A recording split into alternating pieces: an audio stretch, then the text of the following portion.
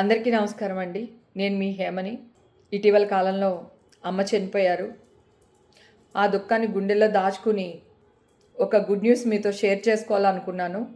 Bengaluru high court వారు నా పైన ఉన్న కేసుని క్వాష్ చేశారు. కేసు కొట్టేశారు. ఆ సంతోషకరమైన విషయాన్ని అమ్మతో షేర్ చేసుకున్నాను. నవంబర్ 3 జడ్జిమెంట్ వచ్చిందండి. కాకపోతే జడ్జిమెంట్ కాపీ చేతికి వచ్చే వరకు అనౌన్స్ చేయకూడదు అన్నారు. అందుకే నేను మీతో షేర్ చేసుకోలేకపోయాను. ఈ లోపల అమ్మకి సడన్గా స్ట్రోక్ రావడం, చనిపోవడం జరిగింది. అమ్మ నా స్ట్రెంగ్త్ అండి, నా ధైర్యం. ఈరోజు నేను ఇలా ఉండడానికి కారణం మా అమ్మ. ఇది నేను చాలా ఇంటర్వ్యూలో కూడా చెప్పాను. నాకంటూ ఒక ఇష్యూ వచ్చేసరికి అమ్మ తట్టుకోలేకపోయారు. ఈ సోషల్ మీడియా ట్రోల్స్ వల్ల, ఈ న్యూస్ ఛానల్ వేసిన న్యూస్ల వల్ల అమ్మ చాలా కృంగిపోయారండి. ఆ రోజు నుంచి మీకు అందరికీ అప్పుడు కూడా షేర్ చేశాను, అమ్మ ఒంట్లో బాగాలేదు, ఇట్లా అయింది అని చెప్పి. మీ అందరికీ తెలుసు. సెలబ్రిటీ అయినంత మాత్రాన ఈ మీడియా వాళ్ళకి, ఈ సోషల్ మీడియా వాళ్ళకి, ట్రోల్ చేసే వాళ్ళకి మా పైన ఎలాంటి అధికారాలు ఉన్నాయండి? ఫేక్ న్యూస్లు వెయ్యొద్దు అని నేను మొత్తుకుంటూనే ఉన్నానండి ఫస్ట్ నుంచి.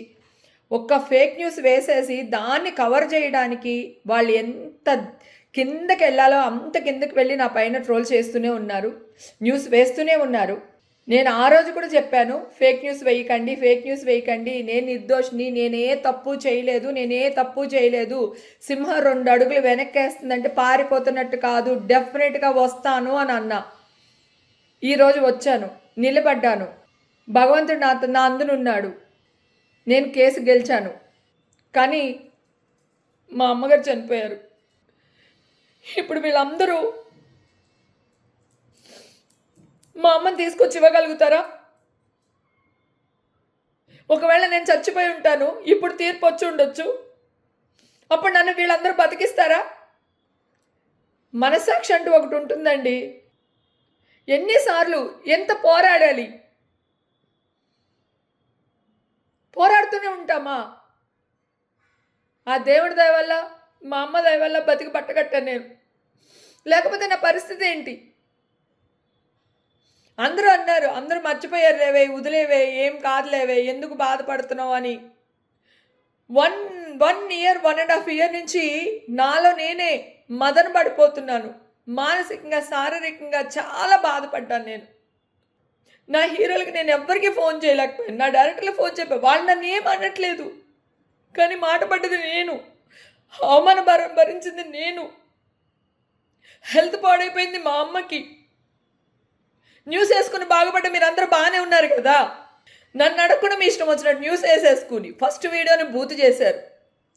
రెండో వీడియో ఆన్లైన్లో నేను బిర్యానీ చేసి, మా ఇంట్లో ఆన్లైన్లో చేసి ఆ బిర్యానీ పోస్ట్ చేస్తే ఓవర్ యాక్టింగ్ చేస్తున్న హేమ.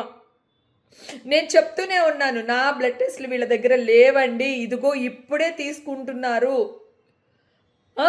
దయచేసి ఫేక్ న్యూస్ వేయకండి అంటుంటే ఓవర్ యాక్టింగ్ చేస్తున్న హేమ, బొకాయిస్తున్న హేమ, రెడ్ హ్యాండెడ్గా దొరికిపోయిన హేమ. నేను ఏమైనా దేశద్రోహం చేసి రెడ్ హ్యాండెడ్గా దొరికిపోయానా? మీకు మనుషులేనా మీరు అంతని? మనుషుల మధ్యలోనే ఉంటున్నారా? ఎంత మీడియా అయితే, ఎంత సోషల్ మీడియా అయితే మీకేం రైట్ ఉందండి మా మీద? ఏం రైట్ ఉంది? ఇప్పుడు అప్పుడేమో చిలువలు పలవలు చేసేసి న్యూస్లు వేసేశారు. ఎందుకంటే మిమ్మల్ని అందరినీ మంచోళ్ళని చెప్పుకోవాలి, నేను ఎదవనని చెప్పాలి అని చిత్రీకరించడానికి ట్రై చేశారు. మరి ఇప్పుడేం చేస్తారు? హేమకు రాలేదు, హేమకైనా తప్పు చేసి ఉంటుందేమో, ఆవిడేమో తెల్ల డ్రెస్ వేసుకుంది, నాది చూపించి హేమ అని వేసేశారు. అందరిని మెస్ప్రైజ్ చేస్తారు, హేమనేమో అని.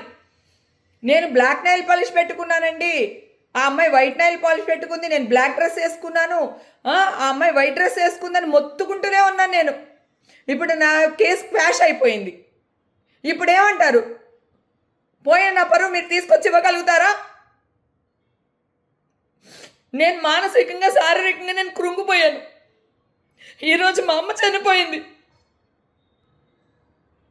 ఇప్పుడు మీరేం చేయగలుగుతారు? మా అమ్మని తీసుకురాగలుగుతారా? 1.5 year ఎంత సఫర్ అయినా నాకు తెలుసు.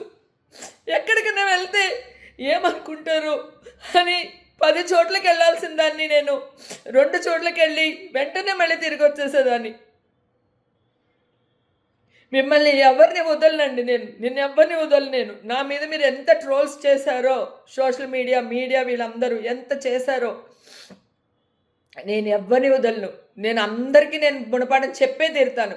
ఇప్పుడు ఆడపిల్లని జెన్యూన్గా నేను చెప్పిన మాట నిజమని చెప్పి కోర్టులో తీర్పు వచ్చింది, కానీ టైం పట్టింది. ఈ లోపల అందరికీ చాలా చాలా థ్యాంక్స్ అండి. ఈ విషయం మీతో షేర్ చేసుకోవాలి. క్వాష్ అయిపోయింది, నేను నిర్దోషిని అది చెప్తామని ఈ వీడియో పోస్ట్ చేస్తున్నాను. ఇప్పుడు కూడా ఓవర్ యాక్టింగ్ చేస్తున్న హేమని వేయడం మానేసి దయచేసి నిజాన్ని నిజంగా వేయండి ప్లీజ్.